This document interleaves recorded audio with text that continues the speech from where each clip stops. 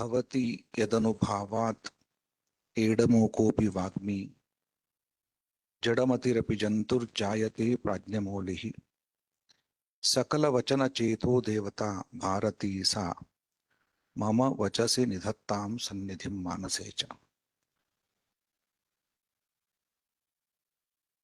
My tributes to Dr. S. Radhakrishnan. प्राच्य प्रतीच्य सेतुर्यः दर्शनानाञ्च दर्शनः सर्वे पल्ली राधा कृष्ण नामासौ जयतात् सुधीः. भारतस्य प्रतिष्ठे द्वे दर्शनं चरितं महत् उभयोरपि दृष्टोन्तः येन तं प्रणमाम्यहम्. It's indeed a great privilege for me to address this gathering on the occasion of 60th year celebrations of this illustrious legacy. Honorable Chairperson, Professor Shashprabha Kumarji, Honorable Director, Professor Chaturvedi, Professor S. Ranganath, Professor Mohanty, and Professor Mishra, who are on the dais. Equally, many dignitaries and scholars are present in this august hall. I know every one of them and their scholarship. I am much benefited by their works and contributions. I had opportunity to spend time with them, listening to them, and of course, Professor S.C. Sinha, R.C. Sinha, Professor Uma Vaidya, Professor Mohanty, Professor Namita Nimbalkar, Palaganapati ji, Nagaraju, Professor Panniselvam, Professor Pandey, and many others. And it's indeed a great honor for me to speak in front of all of you, who are the stalwarts of philosophical discipline in today's time.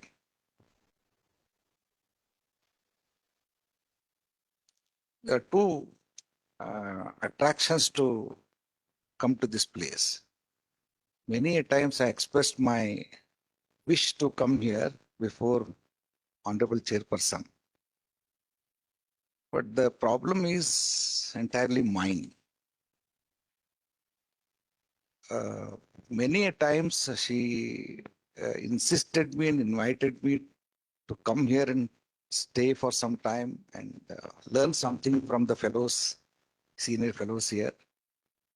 But my position always is an obstacle. I neither have this luxury nor the liberty. Most free persons are most bounded. And I decided to stay here for 4 days on the insistence of my friend, my philosopher friend, Arindam, who delivered lecture on 6th. And whenever he delivers his lectures, he starts preparing for his lectures for 3 months. And during those days, he shares his ideas, and then especially when he starts reading some new works on old works, Sanskrit works, he again comes back to me that this is my interpretation, he wants my confirmation. That's the friendship. And he asked me to be present during his lecture here. And I promised him, but again, I failed to keep my promise and I could not come here. If I would have come here, I would have stayed for 4 days, 6th, 7th, 8th, 9th. But again, due to my other engagements, I could not come. I came here yesterday. I spent 2 days, yesterday and today. And then there are two attractions. One is as all of you know, the legacy of this institution. Not only the beauty, not only the external beauty, but the beauty of persons who stay here. And another attraction is the great motherly affection and blessings of Guru towards me, given by Professor Shashi Kumar. Shashi is in that sense, it is very personal and it is very philosophical bondage we share. So for this reason, I'm standing before you. Otherwise, you are the most senior philosophers are present here. What should I speak? That doubt is still there in my mind. And 60 years of any institution is not a small thing, because it is the continuous, as it is elaborated in simple and beautiful Sanskrit shlokas by Professor Uma Vaidya, Radhakrishnan Stotram.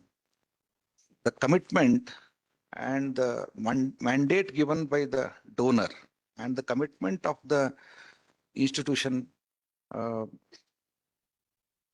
torch bearers, and that continuity is maintained by the scholars.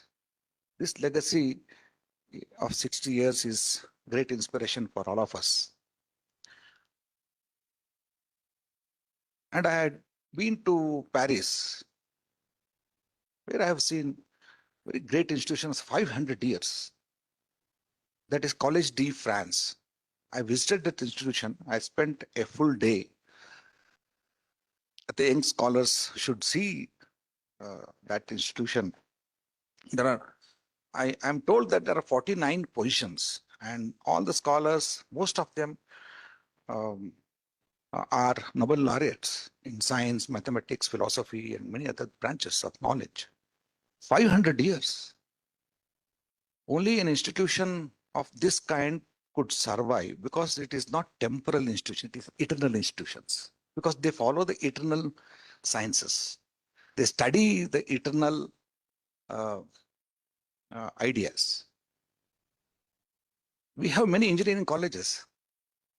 Departments are closed down because those are the skilling and the engineering and the other areas of technologies.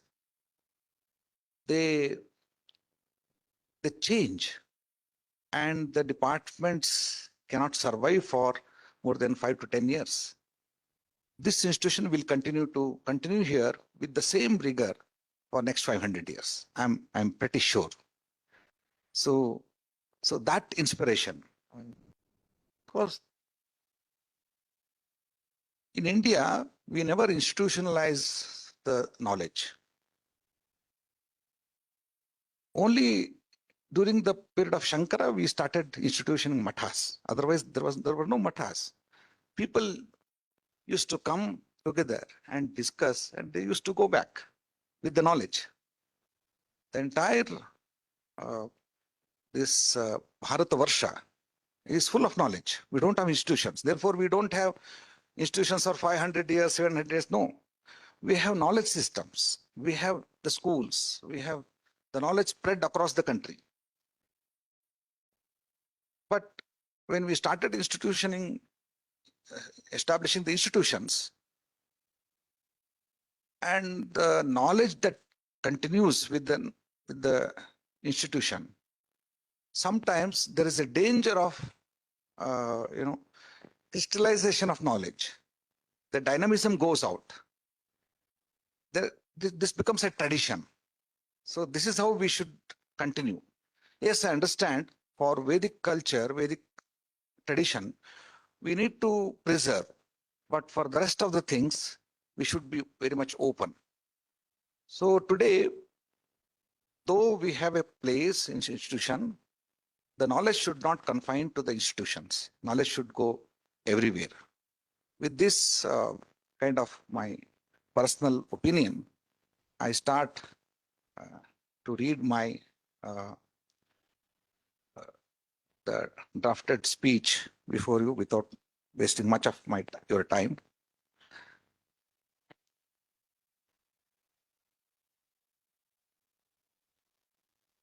It is both a privilege and sacred intellectual responsibility to reflect upon the Darśana of Dr. Sarvepalli Radhakrishnan in this august institution, which stands as a living testimony to his generosity and vision.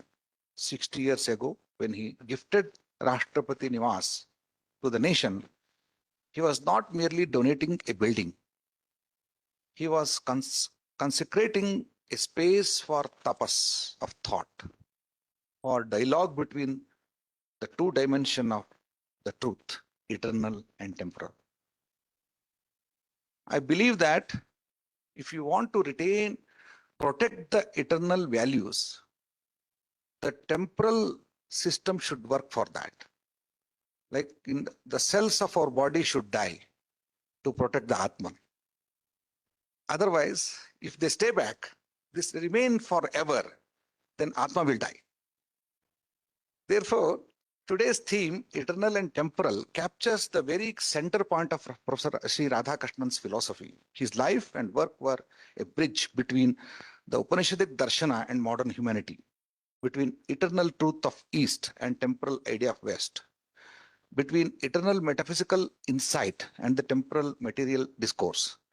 It is an engagement of eternal spirit and temporal matter, eternal inner beauty and temporal external appearance, eternal space and temporal place, eternal path of yoga sadhana and temporal pause of bhoga sadhana. He transformed temporal political space into eternal philosophical, tapas. This building itself, it was a political place. It is transformed as eternal philosophical space. It is quite appropriate and timely to engage with the Vada Katha on his dyadic Darshana. The scholars who have studied Dr. S. Radhakrishnan for years could reflect upon his holistic approach in a better way. His Darshana is spread in large-scale works, which is very hard to capture in a nutshell. I'm a hardcore Nayayika. Because of my in-depth study, somewhere my knowledge is limited. Sometimes I fear that because of my the worldview is limited, I could see everything through my worldview. Therefore, many times I don't understand others' viewpoint. Because Dvaita and Nayayikas are so hard. They are not flexible.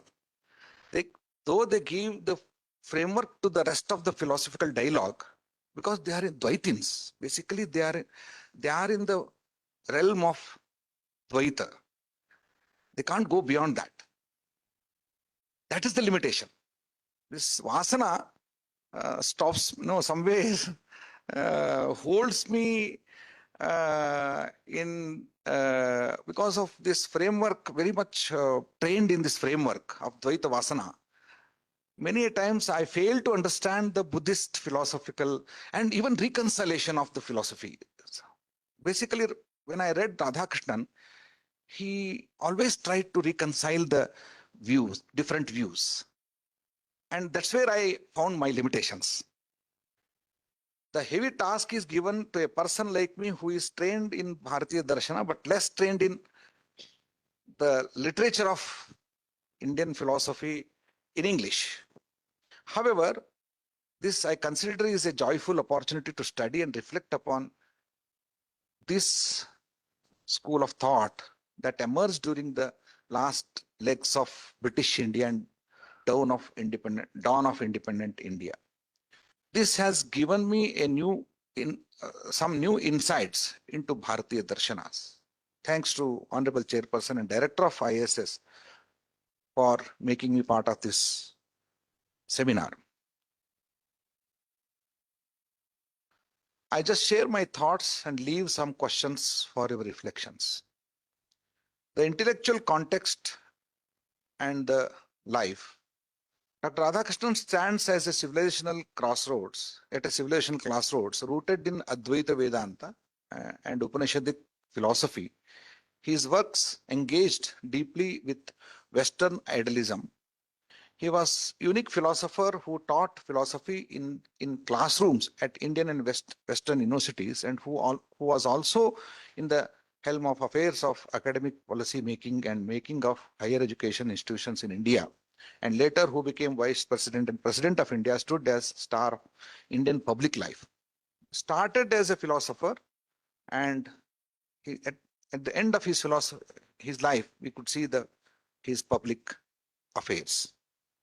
According to me, he was not merely an interpreter of Indian philosophy, though he created a window for the Western philosophers to look into the Indian philosophy in their own in new terminology. I could see new terminologies he developed. He was not merely an interpreter of Indian philosophy, but its modern architect of independent India school of philosophy in its dawn. His works, Indian philosophy, the Hindu view of life and idealist view of life, and principal Upanishads represent systematic engagement with both tradition and modernity. This engagement itself is an engagement with the eternal and temporal reality. His foundational work on Indian philosophy lays down the foundation for Indian philosophical thinking, with an in-depth engagement with the philosophical categories and the fundamental relations and functions which influenced Indian thinking in all fields and all aspects of life. The Hindu view of life deliberates on all practical aspects of lived realities of living philosophies in India. His idealism has different approach towards mundane life. In this way, his entire philosophical discourse is an engagement with eternal values and temporal contexts. During his academic tenure as a faculty and vice chancellor in India, he was emerging India was emerging a new independent nation. Its journey through the ages was a struggle to preserve its eternal spirit and values of ancient culture. In New India, she was looking for its place in modern developed world. While engaging with this discourse of shaping India, Sri Radhakrishnan's philosophy got evolved. Dr. S. Radhakrishnan's idealism is deeply rooted in the philosophical tradition, especially the non-dual of Sri Shankara. However, he does not merely reproduce the traditional Advaitic doctrines. Rather, he interprets them through a more dynamic and theistic lens. While Shankara emphasized the impersonal and attributeless nature of Brahman, Radhakrishnan leaned towards a personal, expressive, and spiritually active conception of the absolute. He saw the divine not merely a static metaphysical principle, but as an immanent reality revealing itself progressively through human consciousness and cultural evolution. Thus, for Radhakrishnan, the ultimate reality is spiritual consciousness and purposeful, and human beings are embodiments of this divine essence.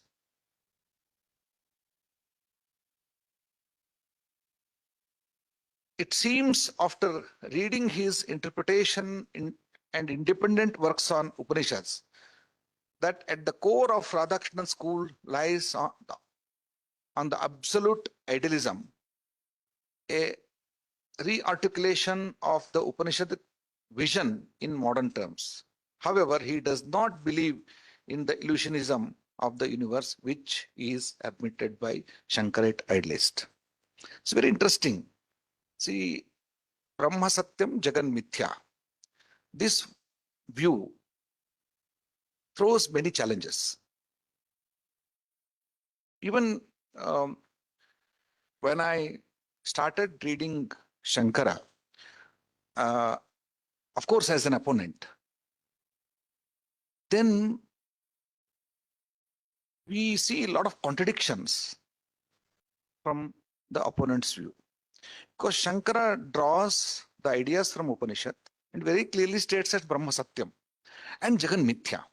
When the entire world is Mithya, it is illusionary.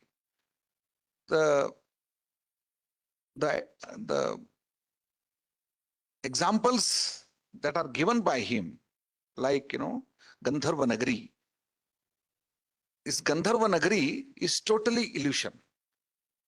This sort of examples makes us to confirm that this world is nothing. This is just an appearance. And then, why then we should act? Why then we should take action? Why then we should be part of this illusionary world? This question, sometimes the question goes to the existence of the human being. I mean, whether am I real here? If I'm not real, if I'm created out of somebody's illusion. So there was sometimes in our classrooms, we used to discuss that if it is created by one's personal illusion, we don't know who is that person. Until he retires from this world, until he gets the liberation, we are not liberated. Why should we try for a liberation? Because we need not. Because somebody whose illusion has created this world, he should get the knowledge, not me. Therefore, this sort of the Mithyavada makes us non-active in the mundane world. But Radhakrishnan has a different view here. Sarvam Khalvidam Brahma, all this is Brahman. According to him, reality is Brahman. The universe is a manifestation of Brahman, not an illusion in a nihilistic sense. Unlike Shankara's absolute non-dualism, often interpreted as Brahma Satyam Jagan Mithya, one absolute reality and the world negating, Radhakrishnan proposes a graded reality. Actually, when I just checked with my Advaitin friends, when this graded reality is introduced, many of them confirmed that Shankara never talked about it. Acharya Shankara always stood for Brahma Satyam Jagan Mithya. And though he agreed that this Vyavaharika Jagat, Mithya Jagat is a Vyavaharika, but in his works, it is not very clearly stated that there are three valued reality. The three-layered realities, what we call Tritaya Satya, Pratibhasika and Vyavaharika and Paramarthika, these three-layered truth, the idea of three-layered truth is introduced by later Advaitins, post-Shankara Advaitins. Even Madhusudan Saraswati confirms this, because always the debate I have seen in Advaita Siddhi and Nyayamrita, always Nyayamrita starts with the two valued truth system. That is, this logic follows there are 0 and 1. So either there is Satya or Mithya. But Madhusudan Saraswati takes different view. He starts his whole philosophy, all arguments stand on the basis of three-layered truth. That means starts with Paramarthika, which is Brahman, the reality of Brahman, existence of Brahman. And the second reality is the Vyavaharika Satya, which is we are present here. And the third level is Pratibhasika, which is completely illusion. Like the examples of Shukti Rajata, when we see a silver on shell or snake on a rope, that example stands for Pratibhasika. And the Vyavaharika Satya is like dream. So when somebody is in dream, he perceives the dream, it is real. It is real as long as he perceives the dream. He is into the dream. And when he is liberated from this world, he could experience the Brahman, that is Paramarthik Satya. This three-layered truth is the foundation for the philosophical argument. This we don't find very clearly in the Shankaras, in works of Shankara. But Professor Radhakrishnan proposed this, and he says, and again I quote him in some place, for Shankara, Nitya or eternal alone constitutes Satya. For Shankara, Nitya and Satya are both same. You cannot separate them. If something is Satya, that is Nitya. If something is Nitya, that is Satya. The temporal world is not real because every Anitya, everything that is Anitya is totally illusion. It is an illusion of like Gandharva Nagara on sky, a snake on rope, a silver on the shell, a dream object. The post-Shankara Advaitins who followed or interpreted Shankara deviate from this. He taking the stand that reality itself is of three tiers. This three-tiered reality is, of course, logically established on the basis of Shankara's works. The reality, which is just an appearance like dream object or illusion, that appears to be real during the moment of dream or illusionary cognition. Its existence is felt as is the existence of any other realities of the world. The reality is purely temporal. Its existence is totally dependent on the cognitive event and or the moment. Beyond cognition, it has no existence. So this Vyavaharika Jagat, though it has no existence beyond its cognition. The second reality is worldly object like our body, food, cloth, all similar objects, all the functions of this worldly functions used and experienced through the senses. All these objects and functions are real as long as we live in this world. Once we stop engaging with them, they disappear for us. That means once the soul is liberated from this worldly life and becomes one with Brahman, the world disappears for him. Thus, the eternal is not static, transcendent, but living eminence. So for Radhakrishnan, Brahman itself has manifested this world. Sarvam Khalvidam Brahma. That doesn't mean that world is mithya. So this mundane world, this world exists. This world independently, this world doesn't exist. That means the existence of Brahman itself is the existence of this world. The Satta and Brahma Satta Adhina Satta.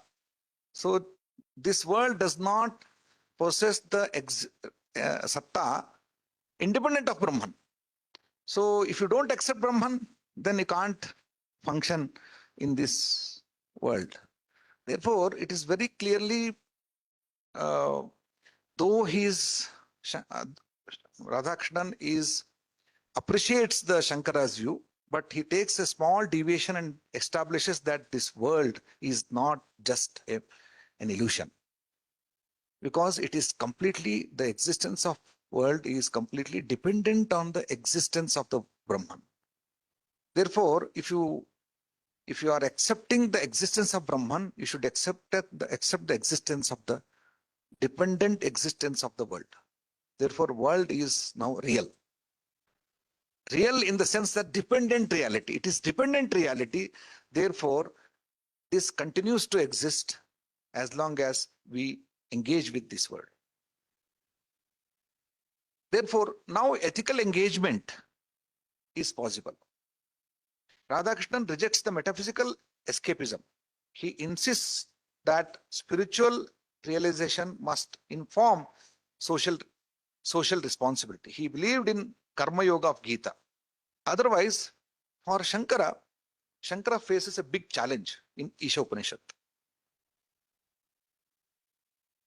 Because Isha Upanishad is Isha Upanishad takes a different view than other Upanishads. In Isha Upanishads, as you just see, Isha Vasyam idam sarvam et kincha jagatyam jagatatena tektena bhunjitaha magarada kasya siddhanam kurvanneveha karmani jiji visheshatam samaha. So everything is positively, it is stated, and also it is stated that you should do karma. You cannot escape.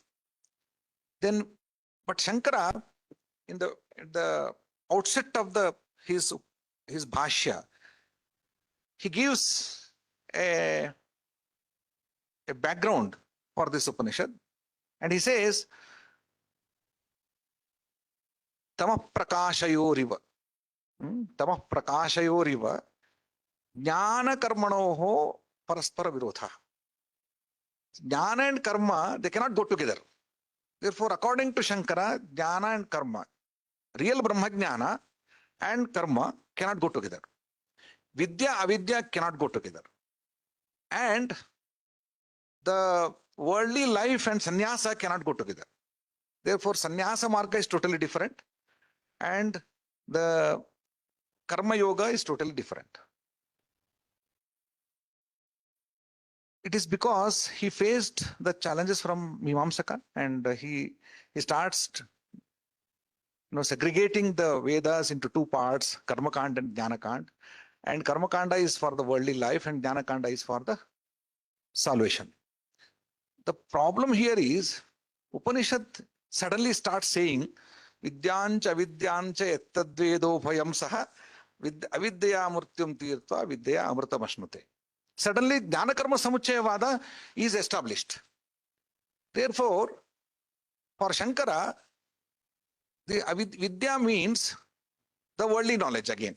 Because Devata Jnana, this means whatever Karma Karaka, etc. are involved in this Karma Kanda, that Jnana is Vidya and the Avidya is the Karma.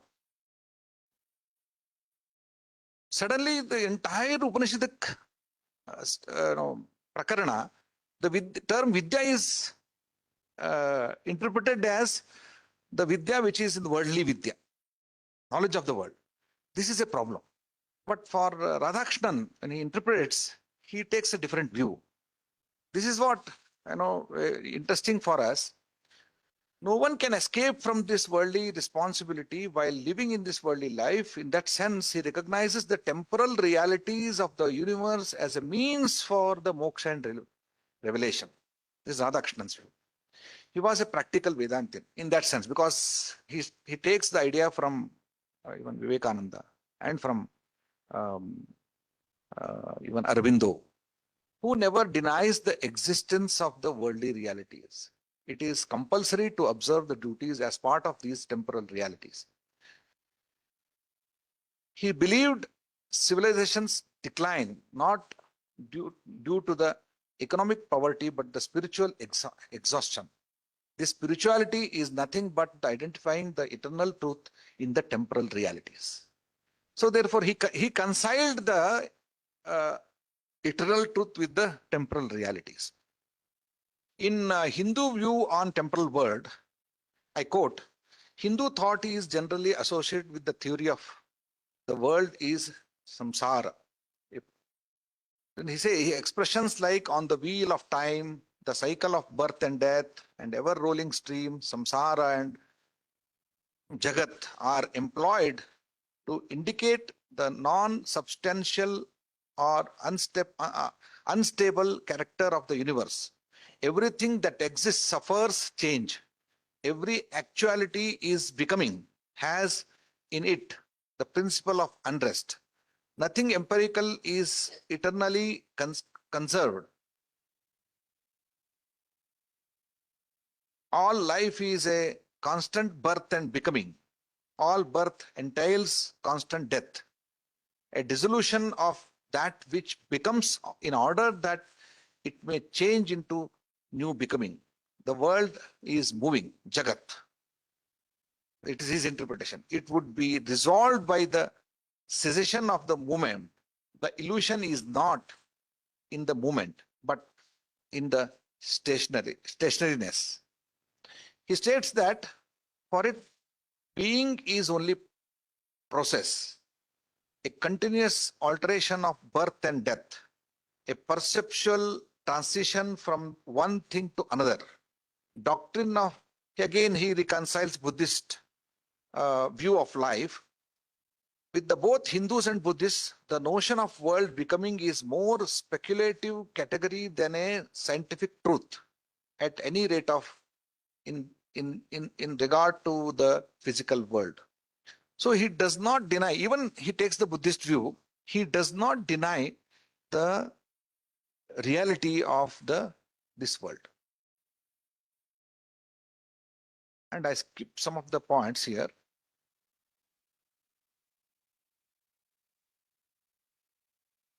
He projects the Vedantic view as the view of Hinduism in total. Whether it is acceptable for the others or not, I don't know. But always Radhakrishnan projects the Hindu view with the Vedantic view. Though internally there are so many deliberations, diversities within the Hindu schools like Jaina, Bauddha, and within the Darshanas. But I don't think that the one aspect regarding eternal and temporal ideas, there are no much debates. Everyone agrees that Amritasya Putraha, the human dignity arises from the spiritual origin. This is acceptable for everyone. His interpretation of Ekam Sadvipra Bhudha Vadanti forms the basis of his comparative religion, unity without uniformity. One of the defining characteristics of Radhakrishnan philosophy is his emphasis on the intuition as the highest form of the knowledge. He brings the intuition and intellect. So he takes the ideas from the West, the limitations of the intellect. Even within our Darshanas, we have intellect, buddhi, and limitation of buddhi. But within Indian schools, the limitation of intellect is acceptable for everyone. Every school has noted it. But in the West, the scope of intellect is elaborated. The reason has taken the important place in the Western philosophy. And very clearly, Radhakrishnan has maintained this journey. I mean, from the Western view to Darshana view, and then comes back to the Vedanta, and he reconciles. Ultimately, he says that the intellectual limitations and the inevitability of the intuition. The intuition as a direct and immediate apprehension of the reality enables individuals to experience the essential unity of life. This view stands in contrast to the epistemological rationalism of many philosophies, including Western and Indian, making Radhakrishnan's system both distinctive and sometimes controversial.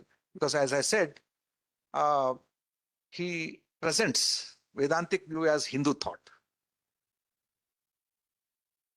And his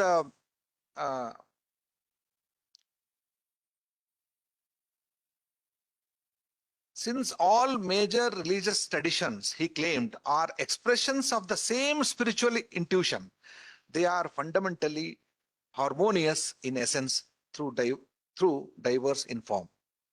So when he states this, all the religions who present their own views in different forms are just expressions of the same spiritual intuition. This reconciliation is very, very important for this 21st century. But the philosophical discourse within the philosophical schools, people disagree with him. Radhakrishnan's idealism is not confined to the metaphysical abstraction. It extends to the ethics, politics, education, and culture. He believed that recognizing the spiritual nature of the self would naturally lead to a moral conduct, social harmony, and global peace. His philosophical vision, therefore, entails a strong ethical and humanistic dimension. He envisioned a universal human community grounded in sacred spiritual values, transcending the sectarian boundaries and national divisions. In this regard, his thought intersects with Gandhian ethics and broader tradition of Indian spiritual humanism.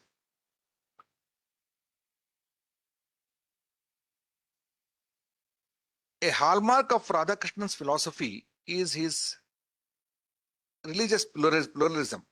He argues all authentic religions stem from the same spiritual intuition, ultimately converge on the same metaphysical truth. However, the assumption of essential unity can oversimplify doctrinal differences and ignore the historical and theological conflicts. This is a problem that we normally find in the presentation of, though it is required for the day, this is a problem that the philosophers come across when they read Radhakrishnan. Reinterpretation of Shankara is very important aspect that I want to present here. It is not fair to represent Shankara's view as an illusionism. I'm reading his passages. Shankara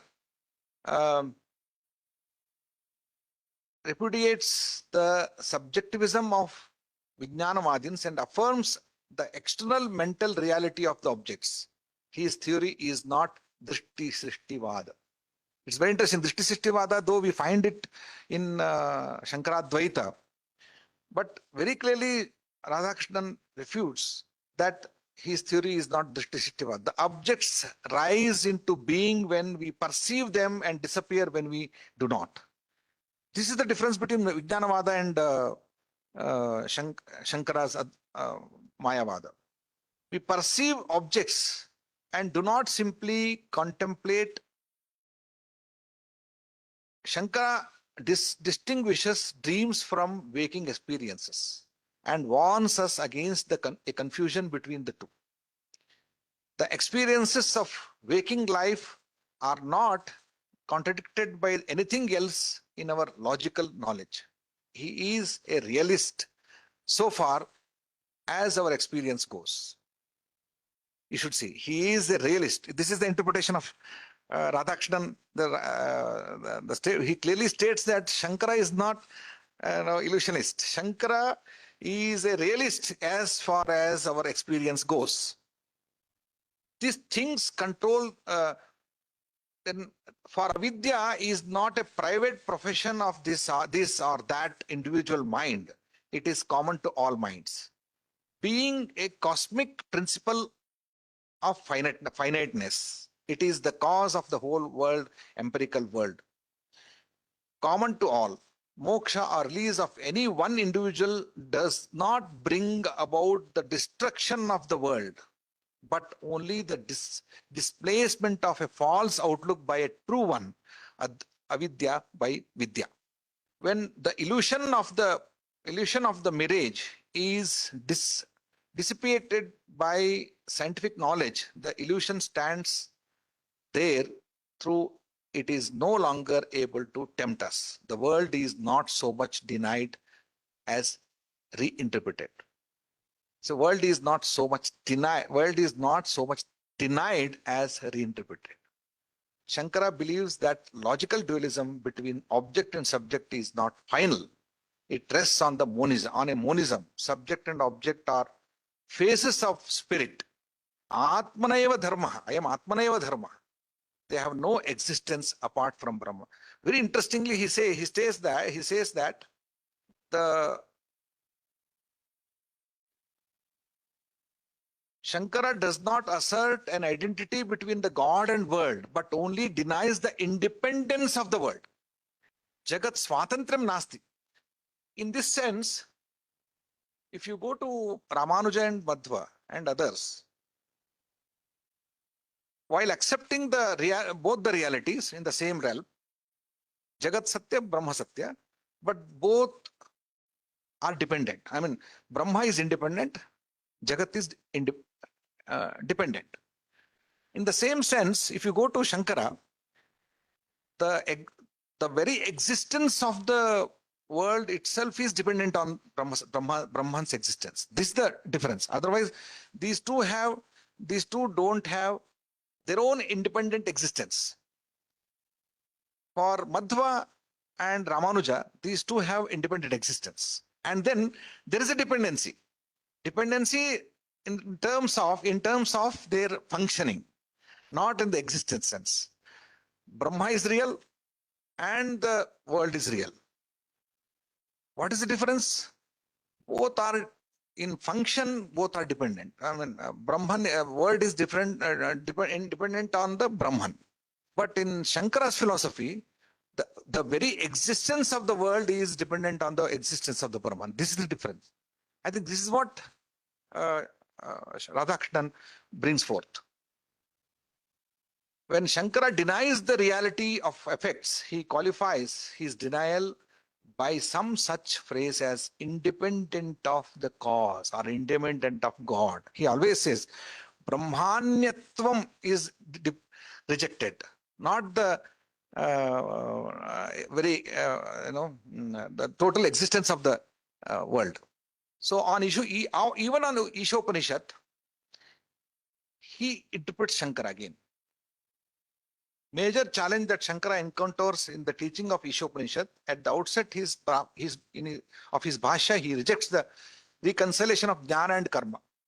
Jnana Karma Samuchaya is not acceptable to him. He also makes clear that there are two different worlds, eternal and temporal life. Their understanding, therefore, wisdom path never goes with work path. But Dr. Radhakrishnan slightly differs here. While taking some ideas from Shankara, he tries to introduce his own understanding of philosophy of Ishopanishad. I read his first stanza. All this, I know that all this, whatever moves in this moving world, is enveloped by God. Therefore, find your enjoyment in renunciation. Tena tyaktena bhunjitaha. Here, Shankara interprets bhunjitaha as palayataha. You protect yourself from the worldly life. But Radhakrishnan takes the view that enjoy the life. This is the difference. He deviates from Shankara. Suddenly he deviates from Shankara. He states that find your enjoyment in renunciation. But for Shankara, come out of this world and protect yourself. Bhunjitaha nama palayetaha. Protect yourself. Do not covet what belongs to others. So Shankara, he states, Shankara interprets avidya to mean ceremonial piety and vidya as knowledge of deities. Knowledge of deities. The former leads to the world of mains and then latter to the world of gods. So Shankara feels that vidya cannot refer to the knowledge of Brahman, for it cannot lead to the greater darkness. Because this is very difficult for Shankara to interpret this Upanishad itself. If we are lost in the world of birth and becoming, we overlook our pure being. If you concentrate on the latter, we will also be one-sided. We must look upon the absolute as one and the many, as both stable and moving. The verse refers also to the dichotomy of work and wisdom, suggests that while those who are lost in works without wisdom of spirit enter into darkness. So here at the end, uh, uh, Radhakrishnan says that Upanishad emphasizes on the unity of God and the world, the union of the two lives, the contemplative and active. We cannot have the contemplative life without active. We must cleanse our souls to ascend the heights of contemplation. So here he states that karma marga transforms your mental condition, and then you will lead to the you are leading to the salvation. So he never argues for karma sannyas and karma yoga are totally different paths. This is, in conclusion, let me conclude with Upanishadic prayer. Vidyanchaiva avidyancha yastadvedo bhayam saha. Avidya mrityum tirtva vidya amritamashnute. The whole life of Dr. Radhakrishnan, whole life and philosophy of Radhakrishnan was dedicated to the essence of this mantra. Vidyanchaiva avidyancha yastadveda upayam saha. You cannot separate them. Avidya mrityum tirtva vidya amritamashnute. If someone is just engaged he's engaging himself with the vidya, he goes to antantamas. Therefore, in this hall, we should be very careful while dealing with the philosophy, because vidya leads us to andhakara. So we should reconcile our life and the wisdom of the life. Reconciliation of our philosophical and scientific understanding. The reconciliation of our philosophical and scientific understanding, our experiential national knowledge and spiritual and material life and eternal and temporal universe.